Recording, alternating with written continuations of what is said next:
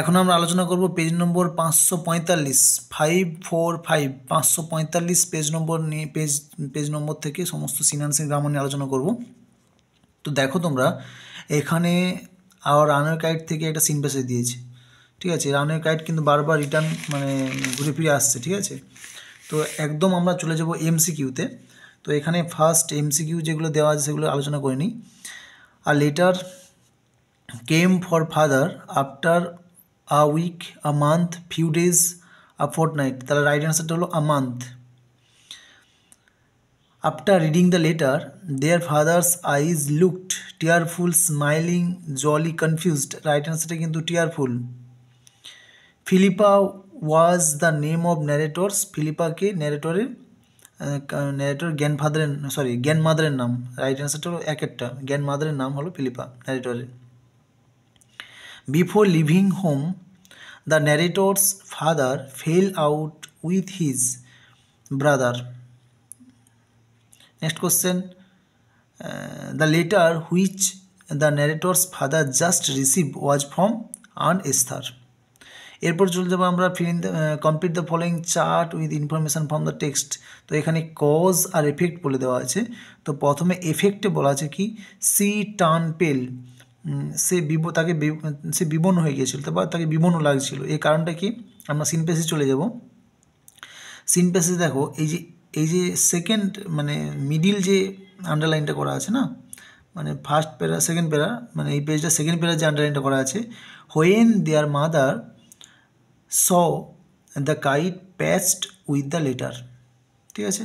তাহলে এইটাই অ্যান্সার, কিন্তু তোমরা অ্যান্সারটা একটু ঘুরিয়ে লিখবে কি, এখানে আছে হোয়েন দেয়ার মাদার, তোমরা হোয়েন দেয়ার মাদারের পর একটা ব্র্যাকেটের মধ্যে লিখবে and এস্তার, so the kite patched with the letter. তাহলে ওটা হলো ওর সঠিক উত্তর। এরপরে কজে বলা আছে, কজে কী বলা আছে, narrator's father received the letter. এটা কজে বলা আছে। এর এফেক্টে কী হবে না, এর এফেক্টের জন্য সিন পেজে চলে যাও। সিন পেজে দেখো লাস্টের এই যে দেওয়া আছে, লাস্ট প্যারাটার first line, father went and brought and Star and Dick and Mimi with him. তাহলে এটাই এর সঠিক উত্তর। এরপরে চলে যাবো নেক্সট কোশ্চেন। নেক্সট কোশ্চেন কী বলা আছে, ফাদার লেফট হোম। এর কারণ কি, এই কজ হচ্ছে একদম তোমরা উপরে চলে যাও, উপরে দেওয়া আছে দেখো, he called with his brother, ঠিক আছে। তাহলে এখানে ফিল ইন দ্য ব্ল্যাঙ্কস বা কজ এফেক্ট হয়ে গেল। এরপর আমরা চলে যাচ্ছি সিন প্যাসেজ থেকে দুটো এসে কিউ দেওয়া আছে, এই দুটো এসে কিউ আমরা সলভ করব। দেখো এখানে ফার্স্ট এসে কিউ যেটা বলা আছে সেটা হলো কি না, what was the condition of the narrator's father after reading the letter. চিঠিটা পড়ার পর ন্যারেটরের বাবার কী কন্ডিশন হয়েছিল। In the short story Our Runaway Kite the narrator's father looked very sorrowful, তাকে খুব দুঃখিত মনে হচ্ছিল, and his eyes looked as if he had been crying after finishing reading the letter. তো চিঠিটা পড়ে তাকে দেখে মনে হচ্ছিল যে তিনি কী করছিলেন, তার চোখ দিয়ে জল বেরিয়ে আসছিল, ঠিক আছে, বা সে কান্না করছিলেন, ঠিক আছে। এর সেকেন্ড কোশ্চেন কি, how did Dick and Mimi get the kite, কীভাবে তারা ঘুড়িটা পেয়েছিল। One day when Dick and Mimi were out in the forest, যখন তারা জঙ্গলে বেড়াতে গিয়েছিল, দে ডিসকভার দ্য কাইট, তারা হঠাৎ করে দেখতে পেলো একটা ঘুড়িকে, যেটা কিনা on the top of the tree, একদম গাছের উঁচুতে, অ্যান্ড ক্যারিড ইট হোম, তারা কী করলো, ওটাকে বাড়ি নিয়ে এলো, ঠিক আছে। তো এরপরে আমরা চলে যাব এখান থেকে পোয়েম থেকে একটা সিন প্যাসেজ দেওয়া আছে। তো যে পোয়েম থেকে সিন প্যাসেজটা সেটা হলো সি ফেভার থেকে দিয়েছে। তো সি ফেভারও বারবার রিপিট হচ্ছে। তো এখানে আমরা চলে যাব একদম এমসিকিউ পোর্শনে। এমসিকিউগুলো কী কী আছে দেখে নিই। The call that can not be denied is sky, sea, running tide, ship. তাহলে রাইট অ্যান্সারটা কিন্তু sea. The epithet used by the poet to describe the sea is, সেটা কি, সেটা হলো tranquil. The poet wants a windy day, B একটা সঠিক উত্তর। নেক্সট কোশ্চেন কি, the poet would like to hear the cry of the, D একটা সঠিক উত্তর, সেটা হলো সিগাল। এরপর চলে যাবো আমরা সিন প্যাসেজ মানে পোয়েমের সিন প্যাসেজ থেকে ট্রু ফলস। তো এখানে ফার্স্ট কোশ্চেন আছে, the poet was going to the C for the first time. প্রথমবারের জন্য পোয়েট কী হচ্ছিল, সমুদ্রে গিয়েছিল, একদম ফলস। এই সাবন স্টেটমেন্টে চলে যাবো, একদম পোয়েমের ফার্স্টে লাইনটাই দেওয়া আছে, I must go down to the sea again, to the lonely sea and the sky, ঠিক আছে। আচ্ছা এরপরে চলে যাবো নেক্সট কোশ্চেনে। নেক্সট কোশ্চেন কী আছে, two stair the ship the poet needs the moon, তাহলে দিক নির্ণয় করার জন্য পোয়েট কাকে চাইছিল?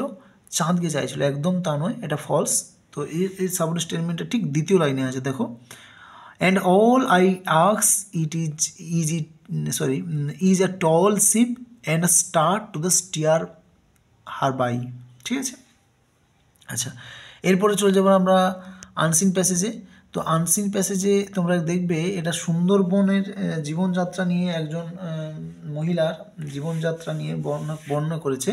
ঠিক আছে, তো খুব সুন্দর এটা, তোমরা একবার পড়বে, দেন আমরা কোশ্চেন সলভ করবো। তাহলে আমরা চলে যাচ্ছি একদম এমসিকিউতে। এখানে ফার্স্ট কোশ্চেন হলো the passage focus spot light, এটার সি একটা সঠিক উত্তর, সেটা হলো the lives in the jungle of Sundarban. Second question, on West Bengal widow pension scheme, the Bengal government spent around, এর সঠিক উত্তর হলো সি একটা, সেটা হলো 230 crore, মানে 230 কোটি। নেক্সট কোশ্চেন হলো রিনা সরকার ইজ এজড বিটুইন, রিনা সরকারের বয়সটা ছিল কত থেকে কতর মধ্যে, সেটা হলো বি এরটা সঠিক উত্তর 45 থেকে 50-এর মধ্যে। Rina claimed my husband is attacked by, Rina দাবি করেছিল তার হাজব্যান্ডকে অ্যাটাক করেছিল। কে অ্যাটাক করেছিল? বাই, এটা বি এরটা সঠিক উত্তর, সেটা হলো a tiger. Next question, the profession of Sarkar's family was, তাহলে রিনা সরকারের ফ্যামিলির যে প্রফেশন, তাদের জীবিকা, সেই জীবিকাটা কী ছিল? সেই জীবিকাটা হলো একটা সঠিক উত্তর, সেটা হলো ফিশিং, মাছ ধরা। দ্য টাইপ অফ প্যাসেজ, তাহলে এই প্যাসেজটা কী ধরনের প্যাসেজ? এটা হলো একটা রিপোর্ট।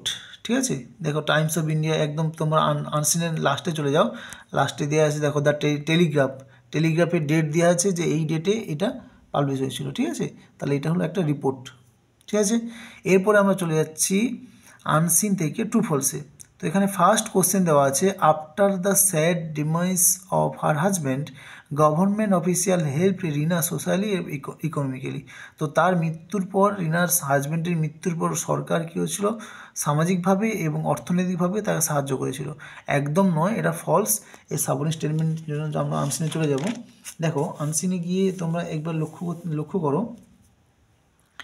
আনসিনের ওপর থেকে সেকেন্ড প্যারা সেকেন্ড প্যারার একদম লাস্ট লাইনে দেওয়া আছে, দেখো রেড মার্কিং করে দেওয়া আছে, দেখো কী করে দেওয়া আছে, এই যে Rina's name is not on the list of beneficiary, she is not recognize as a widow in official record. ঠিক আছে, তো এটা হলো ওর সাবর্ডিনেট স্টেটমেন্ট, এটা একদম ফলস। এরপরে চলে যাবো সেকেন্ড কোশ্চেনে। সেকেন্ড কোশ্চেনটা কী আছে না, সেকেন্ড কোশ্চেন আছে Rina accompanied her husband Sripad to catch fish inside the mangrove. তারা কি মানে রিনা তার হাজব্যান্ড শ্রীপদাকে নিয়ে তারা ম্যানগ্রোভের ভিতরে মাছ ধরতে গিয়েছিল, এটা একদম ফলস।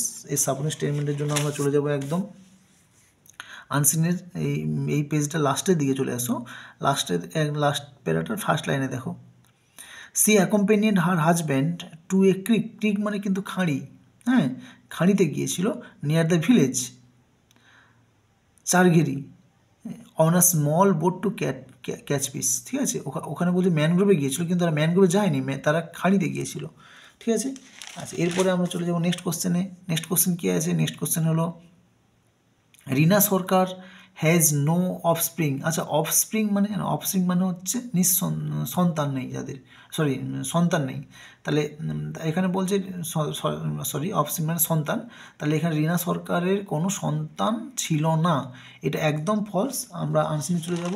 আনসিনে গিয়ে দেখো এখানে বলা আছে, এই যে লাইনটা দেওয়া আছে রেড মার্কিং করে দেওয়া আছে, বলছে রিনা নাও 46, রিনার বয়স 46 বছর, দ্য মাদার অফ 3 চিলড্রেন, এবং তিনি হলেন 3টে শিশুর মা।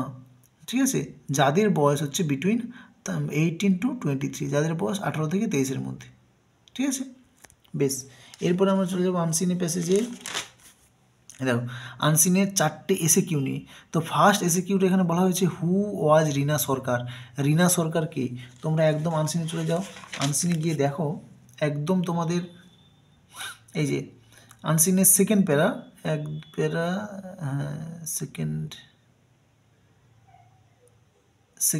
দেখো সেকেন্ড প্যারা না, একদম ভুল বলছি, সেকেন্ড প্যারা দেখো একদম প্রথম 4টে লাইন, আমি পড়ে দিচ্ছি, মন দিয়ে শোনো। এই প্রথম 4টে লাইনই এর উত্তর, ঠিক আছে। রিনা নাও 46, the mother of 3 children aged between 18 to 23, who now work as a farmland, recounted how she helpless watched the Royal Bengal tiger drag her husband Sipoda's body inside the mangrove. She had lost the battle in September 2022, and now she is losing the war.